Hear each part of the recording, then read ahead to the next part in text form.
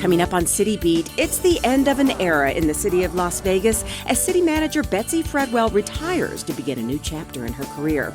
We sit down and talk with her about her tenure here, from her role in getting us through the recession to the revitalization projects that make her most proud.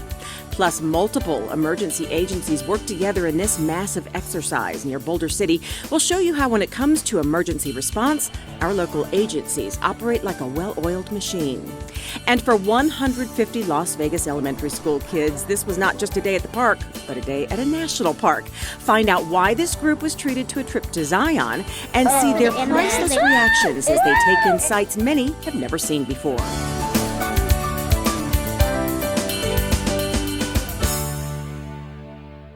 Hi, everybody, and welcome to City Beat. I'm your host, Nancy Byrne, and we are coming to you from the East Las Vegas Community Center. Later on in the program, I'm going to tell you about some very unique classes and workshops they have here, something you might want to take into consideration as you move your activities indoors during the hot summer months. But before we launch into the rest of the show, we do want to go over the election results from the city of Las Vegas. They were held on June 13th. 3 races came down to the general election. 2 seats on our city council, wards 2 and 6, and 1 municipal court seat. Here are the results.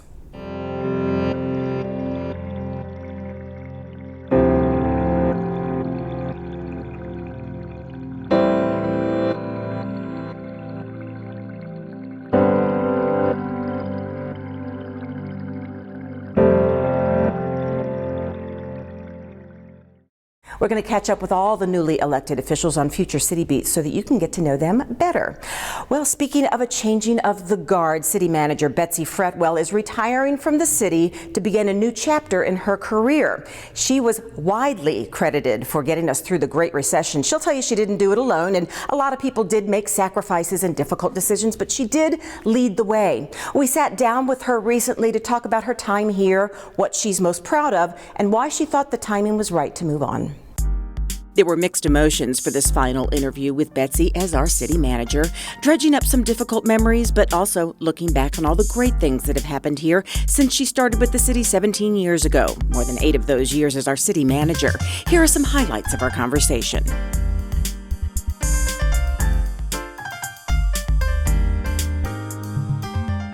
I had a great opportunity to come in and kind of retool the city.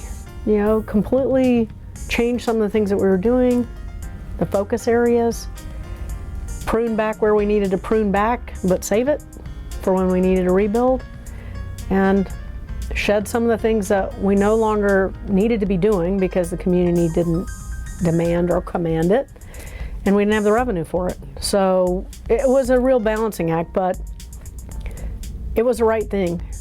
It was the right thing, but it was a very hard period.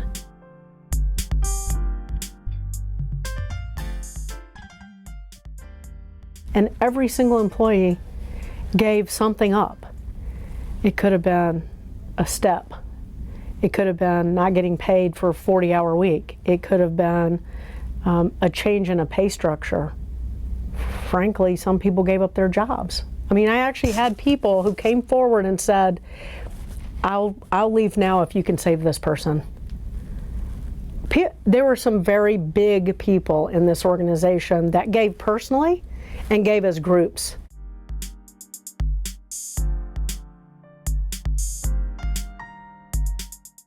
The Performing Arts Center has to be at the top of that list. What an incredible project. I will never forget that feeling when they were starting to take the scaffolding out, and I walked onto the stage from the back of house. And I mean, it moved me to tears. Even now, I'm probably tearing up a little bit because it was just such an incredible experience to see this fantastic building come out of the ground. But, you know, there's so much stuff, Nancy. You know, East Fremont, the Arts District. We just finished buying Cashman Field. We got Cashman Field back after 35 years. You know, all of those things, it's hard to encapsulate it in 1 or 2 things, but I'm very proud of what we've been able to accomplish here.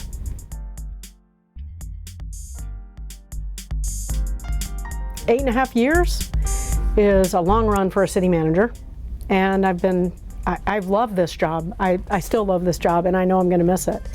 I love the people. I love what we're doing. I like what we've been able to accomplish. built an incredible team. I just feel really blessed about that. And then have a company like Switch come along and say, hey, we want you on our team to come build something new that's going to help lots of cities. How do you say no to that?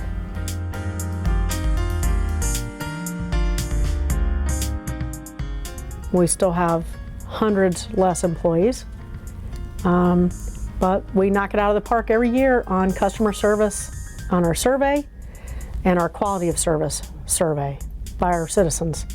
20 points better than any other major metropolitan area in the country. I'll take it any day. Some other things that Betsy says she's proud of is the sale of the old City Hall to Zappos, clearing the way for our new City Hall. And of course, being part of a city that relies 100% on renewable energy, one of the few cities in the country to attain that goal. As for her move, she says it's going to be good for her, but she feels it will also be good for the organization to have some new leadership. Scott Adams takes over for her in July. Her last city council meeting will be June 21st. She will be missed. Moving on now to first responders. When they arrive on a scene, every minute counts, and that's why they are always training and retraining. Right now, Sue Levitt takes us to an exercise that involved first responders from all over the county. As reported, we do have a multi-vehicle accident involving a school bus that appears to have multiple patients around the scene. It's a nightmare scenario for parents. A school bus flipped over with children trapped inside. To come in between the NHP units and engine 44 to the front side, or excuse me, to the front of the bus. Fortunately, what you see happening today is only a training exercise. But back in early May, our first responders were faced with a real situation, much like the one you see played out here. A bus crash killed a Valley grandmother and injured 16 children. And although every scenario is different, the goal for first responders is always the same. And they can just leave here and know, you know what, we're not in this alone. We're a family of first responders, and we're all trying to do the same thing, which is save lives and be safe while we're doing it. Pat Gallagher is the project manager for TIM, or the Nevada Traffic Incident Management Coalition. The coalition consists of all first responders in the Valley, along with the Nevada Department of Transportation.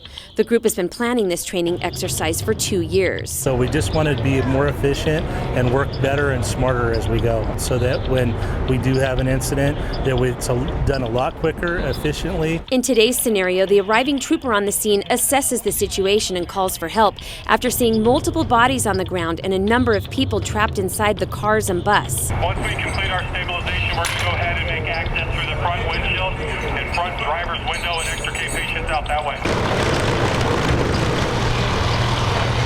The first captain on scene with any scene, you know, the first thing he gets hit with is, wow, look what I have. And then in the back of my mind, he's like, okay, I got to go to work. Now we're removing the bus driver. Bus is stabilized. 22 people were able to walk off the bus, but with 2 people still on board critically injured, our Las Vegas Fire Technical Rescue Team boards the bus to safely remove those victims. This type of training is amazing. Our team is constantly training, so when we get to work with other entities in a scenario based like this, it's beneficial not only for me as a company officer, but our crews and actually the other entities as well, to see how we can work together. The bus accident scenario you're seeing here was caused by the first wreck just up the road. 22% of our major accidents are secondary to the first one. We know our freeways are 65, 70 miles an hour. Something happens up ahead and then people aren't paying attention and they run into someone else. And since secondary crashes are so common, trainings like these prepare our first responders to act quickly to clear up a crash as soon as possible, reducing the chance of multiple crashes occurring. At 2 o'clock in the morning when you get woke up and you come on this, you revert back to your training. You're tired, there's chaos going on, people are screaming, and you just revert back to your training. So if we don't get hands-on training like this, things aren't going to go as smoothly when the real thing does happen. Invaluable hands-on training combined with all first responders coming together for the first time. When the real thing does happen, the hope, better communication, and faster response time for all accidents in the future. For City Beat, I'm Sue Levitt. The agencies plan to do a training of that massive size every year. Thank you, Sue Levitt, for that story. We're going to take a quick break, and when we come back, we're going to tell you why these kids were treated to a trip to Zion National Park.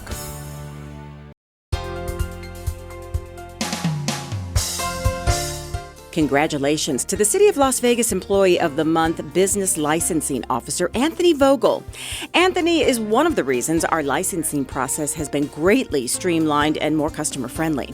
After joining the city in 2015, he took the initiative to look at the methods used by licensed officers. Anthony came up with a plan to do away with manual checklists and made use of technology to help simplify the licensing process. This not only benefits our employees, but our residents as well.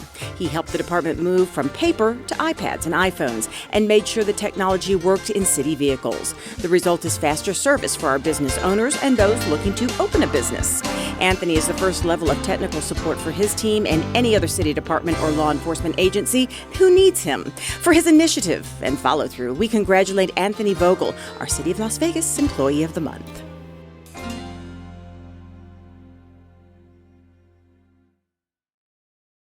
Congratulations. I'm sure you'll have many happy years here. Except for you, because you'll be gone 3 years from now, struck down by the same disease that got your father. Sadly, it could have been detected early with a simple test. For a list of tests every man should have, go to ahrq.gov.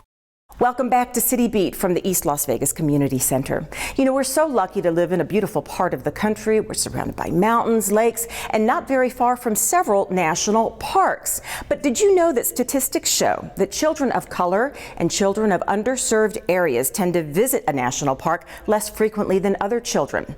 That's why the National Park Foundation launched a program called 1 Million African American Youth in a Park. Councilman Ricky Barlow decided to take the wheel in this initiative, and on June 10th, treated a bunch of kids to a free trip to Zion.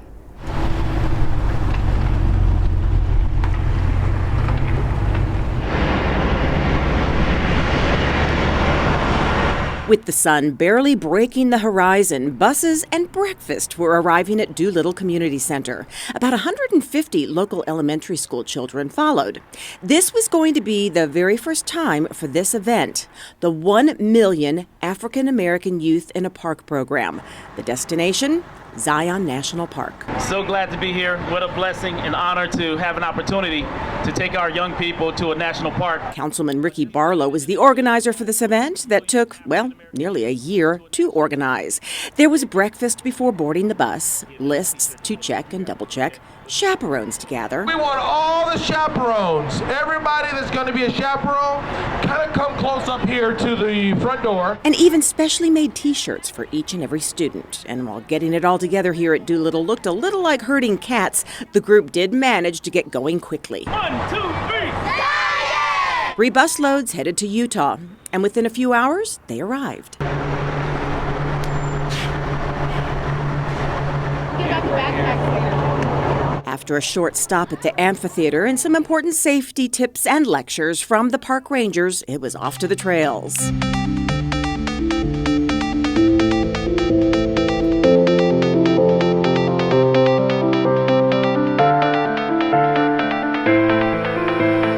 right, you ready for an adventure? Yeah! Let's do it!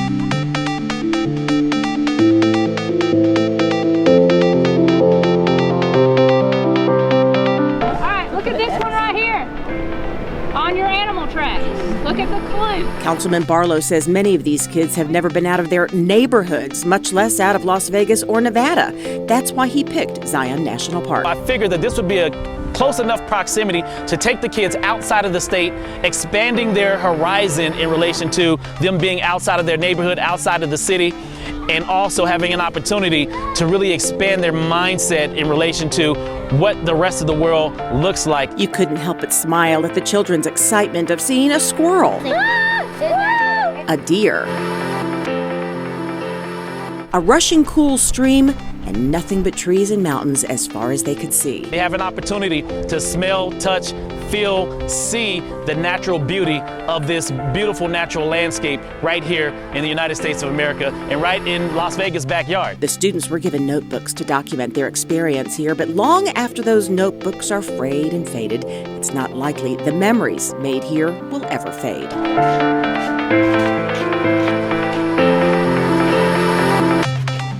Switching gears now to an issue we face here in Las Vegas, like many cities, issues of homelessness.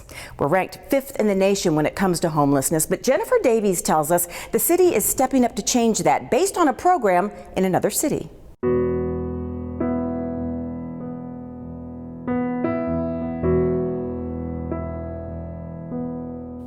More than 3,500 people sleep on Las Vegas streets every night. To help reduce that number, the city's Office of Community Services will be trying a new model that will give the homeless a safe place to be while accessing services. The Connect 365 courtyard will serve as a safe zone for the homeless and a place where they can connect to resources in one location. So instead of having to go out and navigate the system on their own, here's a one-stop shop where they can come to get the help that they need. Longtime efforts to end the cycle of homelessness haven't yet been successful. The public's good intentions through food and clothing donations have unintended consequences of littering the streets in homeless-centric areas and are not a place where we want anyone to have to spend time. A lot of our homeless efforts have been moving the homeless from place to place. So we tell them you can't be here, you can't be in the parks, you can't be in front of the businesses, but we've never really said where you can be. Connect 365 is intended to be that place and is even based off the Haven for Hope model in San Antonio, Texas, that has reduced their homeless population. So similar to what we do here, it's a place where the homeless can enter with no barrier. We won't breathalyze, we don't check, we don't frisk you to come in. If you come in and you're willing to seek services and looking for self-sufficiency, looking for a safe place to be, we welcome you with open arms. And that's similar to what they're doing in San Antonio. Bringing together nonprofits from across the community is paramount to the success of this project. Because everyone specializes in a little different program. And so if there's something that we can do with the Salvation Army, we hope that the Connect 365 will, of course, encourage them to come down and visit with us. We'll be down there at Connect 365 talking with people. This is a group effort. It's a team project, so we're all in this together. By joining forces with our community partners, the homeless will have access to services, showers, meals, and more all in one place. We want people off the street. We don't want them out there in uninhabitable conditions. And if Connect 365 can make that possible, can get them from under the bridge or off the streets or off the sidewalks, we should all be so excited about it. It's a fantastic project that I'm really excited on behalf of everyone here at the Salvation Army to be a part of. While the courtyard won't officially open until March, we're stepping up to help in the meantime. So currently the city's providing 24/7 security as well as 24/7 public restrooms. We also have an amazing volunteer who's there who, as the homeless come in, and we open our doors from 6 a.m. to 6 p.m., she tries to connect them to services on a one-on-one basis. Connect 365 is a huge endeavor for our community and one that would simply not be possible without the support of our many nonprofit partners throughout the valley. It was approved in our May 17th City Council meeting and is located at Main and Fourmaster downtown. For more information on how you can get involved, you can call our community services team at 702-229-2330. For City Beat, I'm Jennifer Davies. Thank you, Jennifer Davies, for that story. We're going to take a quick break, and when we come back, we're going to tell you about some great programs being offered here at East Las Vegas Community Center. And we're also going to show you how some art students at Rancho High School are leaving a legacy of their own. Me and my boy Matt had it good. He had catnip that was off the hook. But one day, he brings a girl home, and she's allergic to cats. Every sneeze was a nail in my coffin. Now I'm in a shelter. It's decent, but they don't even have Wi-Fi.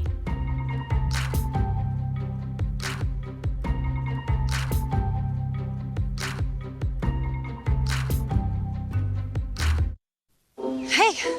Ready to go? Yeah, but the fire's not out. Close enough. Huh. Close enough? If it's too hot to touch, it's too hot to leave. I mean, the next thing you know, you've torched our whole neighborhood. Which is why we're not going anywhere? Exactly. 9 out of 10 wildfires are caused by humans. Only you can prevent wildfires.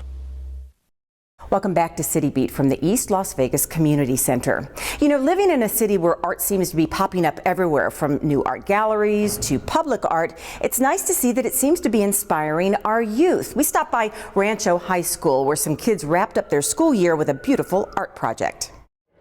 These art students at Rancho High School are wrapping up their year and wrapping up the creation of a mural on this wall in the main campus building. Up close, it's a little difficult to see what it is, but from a distance, this bighorn sheep comes into focus. The artist who designed the mural is well known all over Las Vegas for his public and indoor art. He was approached by the city's Cultural Affairs Office to guide these kids through the project, an offer he gladly accepted. What was important was to sort of show the students how this process happens from beginning to end. So there's a lot of pre-production that happens before this mural comes to life. So that was part of it. I think just sort of gain a greater appreciation for how this is done, and hopefully in the process maybe learn a little bit about themselves and learn a little bit about how these things happen out there in the real world. Mark wanted to tie into the school's history and their mascot, the ram. Apparently there was a mural called The Guardian, a large ram head busting out of a wall. I don't know when that was painted over, but that's been, I think that was painted in the 70s or 80s. So I wanted to kind of come up with an idea that sort of paid homage to that. He picked the longhorn sheep for historic purposes. He picked this wall to do it on because it lended itself well to this pixelated style of artwork. We saw the brick pattern, so what I thought we could do is actually utilize the pattern of the cinder blocks and create a grid and actually develop a classic grid project wherein we transpose a small scale sketch up to a large scale, something that a lot of artists continue to do to this day. It goes back centuries. There's a tradition of this kind of work. While the artist designed and mapped out the mural for the students to paint, two of the school's art teachers oversaw the project on a daily basis. They both felt the project was important on many levels. What's out there besides the 3 R's at school, art is a big part of, especially downtown Las Vegas now. Beautification projects that are going on, and they can be a part of that. It's inside the walls as well as outside. Aside from the exposure to art and its place in our community, there was a feeling of teamwork, a term mostly associated in high school with sports. This project showed teamwork is needed in many aspects of life, not just football. I'm really proud of what my students accomplished because they really developed teamwork while doing this. They helped each other out. They weren't afraid to step up for the cleanup. They've gone over and above. A lot of them have gone over and above and worked outside of class time, and they just were a team. It took 3 months of planning and painting, but the school now has this incredible mural. And like a championship game to a football team or a homecoming dance to a homecoming queen, this is a legacy left behind by the talented art students of Rancho High. Well, the heat is on, and that means it's time to move your activities indoors or into a cool pool. The city of Las Vegas operates 6 swimming pools and dozens of senior and community centers. What a lot of people don't realize is these centers offer very unique programs. We stopped by East Las Vegas Community Center not too long ago to just give you a taste of what's offered here. All right, girls, ready? Hands up. Position yourself and down. Very good. Every Saturday here at the East Las Vegas Community Center, this seasoned dancer and instructor, Aline Urbias, spends 3 hours working with these students. Her experience in cirque-like acrobatics and ballet is very rich and varied, and she loves sharing her knowledge with her students. Right, left, right, touch. During the week, you'll also find a different kind of dance being taught by Dawn McCaffrey, line dancing. Song. 1,000 people, maybe more. He's traveled the world playing bass with the late, great James Brown. Now he enjoys teaching kids who are interested in all aspects of music, including the production process. So this here is called the production room. We teach kids how to run a whole studio in this portion. All of these classes are under one roof and only scrape the surface of the many activities you can find here at the East Las Vegas Community Center and the other centers in Las Vegas. The instructors say the students get so much from the activities, the classes are fun, and add quality to the students' lives. There's been research done on this. People can do jogging, swimming, walking, etc. That helps the brain anywhere from 26 to 36%. Actually dancing, like we do and then what I teach, helps 76% of helping the brain remember. When you have fun with something, even if it's hard, you become amazing.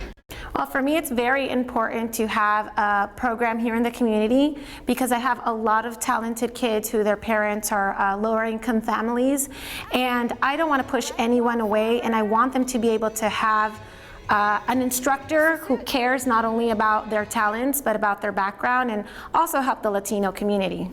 And 1, 2, 3, 4, 1, 2, 3, 4. Those who come here say the quality of the classes and instructors are not only outstanding, but they're able to enrich their lives without emptying their wallets. We spoke to the members of the dance class, like this ballet dancer who just recently graduated to toe. It takes a while to get into them. Your feet have to mold into them, so it definitely does hurt, but I think it's worth it. And she's not alone. All the dancers feel they are getting something from this class. Everyone's like a family here. We all support each other and we help each other like grow and thrive to be our best we can be. I'm trying out new things that I've never done before, and like I'm finding out more things that I'm strong at and not strong at that I can fix. I'm a performer, and this is helping me become more flexible and more in shape for my performances, and it's really beneficial for my health also. And as we discovered, it's not just the young dancers and musicians who feel they're learning and growing. The benefits of these activities are ageless. I like the social end of it, and also it has helped with my balance. I feel that it's been an asset. I feel like and it makes me remind me that I should be walking straight. But it's a gentle exercise and work up a little perspiration, which is just kind of healthy, following instructions, and it helps with the balance. As you get older and you have vision issues, then it helps you balance that out and become a little more independent. To Carol Ann Ewing, maintaining her health is important, but maintaining her independence may be even more so. She never misses a class, even though she's legally blind. Thank you. East Las Vegas Community Center is located at 250 Northeastern, but there are community and senior centers all across the city. Go to lasvegasnevada.gov to find out about one near you. They all offer great programs. As we go to close, we're going to take you to the fishing derby that recently was held up at Floydland Park at Tule Springs. See you for the next City Beat.